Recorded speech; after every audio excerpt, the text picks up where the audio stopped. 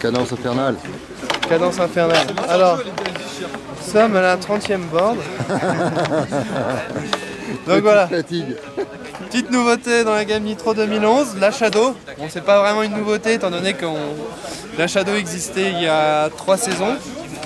Donc son positionnement, c'est un shape unidirectionnel, un cambre Gullwing, donc un cambre inversé avec un cambre classique au niveau des fixations pour avoir une meilleure accroche.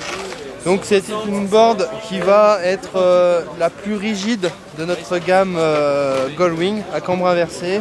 Donc ça va être vraiment pour une personne qui recherche une board à la fois très réactive et qui déjauge vraiment bien en poudreuse, étant donné qu'elle est en cambre inversé. Donc son prix est de 539 €. Board haut de gamme un peu. Board haut de gamme à cambre inversé. Alors Shadow 2011, testé en 159, donc modèle haut de gamme chez Nitro, donc rien à voir avec ce qui se faisait, enfin la Shadow 2008, hein, c'est vraiment la grosse nouveauté chez Nitro.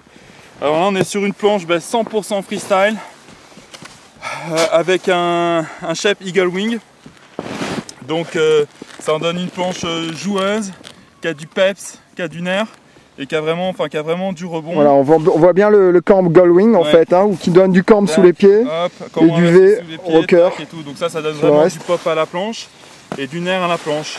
Après je pense que ça va être une planche qui va vraiment être destinée à un public freestyle, hein, quand même. Et bon, moi c'est peut-être un petit peu moins ce que je recherche. Moi je sais que j'aime bien les beats, à haute vitesse j'ai l'impression que ça sature un petit peu.